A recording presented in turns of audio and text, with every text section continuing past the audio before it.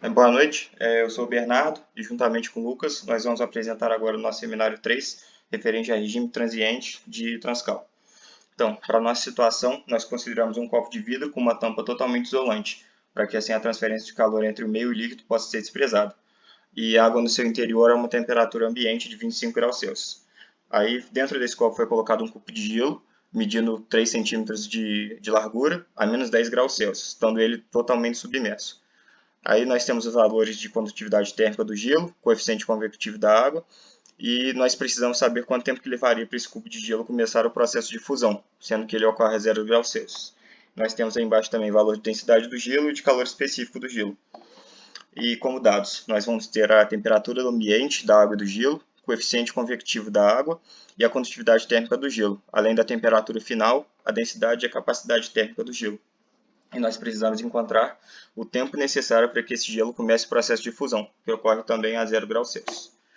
Nós adotamos como hipóteses simplificadoras que a condução é unidimensional na direção x, a transferência de calor do líquido para o meio é desprezada, assim como a radiação, e a condutividade térmica constante ao longo do tempo, e a superfície do gelo é homogênea.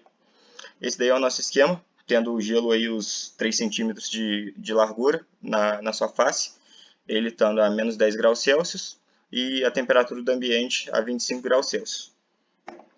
E análise, primeiramente nós vamos calcular o número de Biot e nós obtivemos um valor de 0,54, sendo ele maior que 0,1, não podendo adotar assim o método da capacitância global e assim nós vamos utilizar o método dos efeitos espaciais.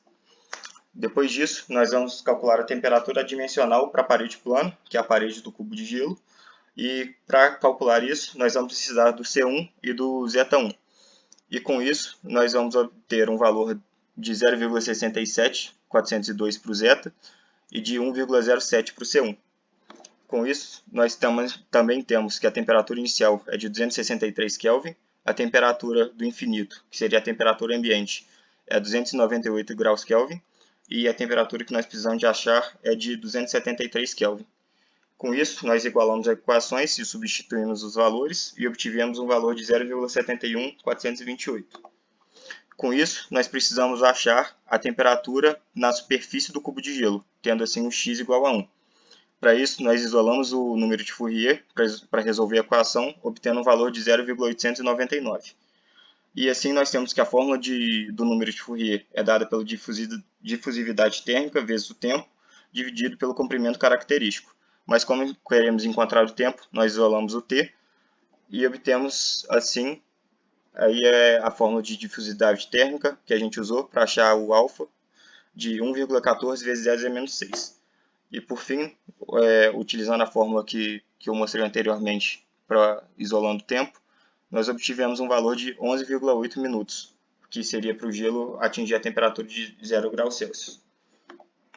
E discutindo os resultados, nós temos que pela fórmula de Biot, a gente vê que a baixa condutividade térmica foi um fator principal para que o valor encontrado fosse maior que 0,1, e não podendo assim ser resolvido pelo método da capacitância global. Aí nós percebemos que, para atender o fator do número de Biot sendo menor que 0,1, a espessura do gelo deveria ser no mínimo 0,55 centímetros, sendo assim 2,5 cm maior do que a espessura do gelo que nós temos. E submerso no mesmo líquido, ele deveria ter uma condutividade térmica de no mínimo 12 watts por metro Kelvin, o que significa que um objeto de alumínio ou aço, por exemplo, atenderia o pré-requisito. Nós também discutimos que, caso colocássemos o cubo de gelo em um líquido de temperatura maior, o tempo necessário também seria menor. Por exemplo, se o líquido estivesse a 70 graus Celsius, o tempo necessário para essa fusão seria apenas de 5,995 minutos, o que é bem intuitivo e é explicado pela reação do número de Fourier, em que um menor valor do número de Fourier corresponde diretamente a um menor tempo necessário para a variação de temperatura.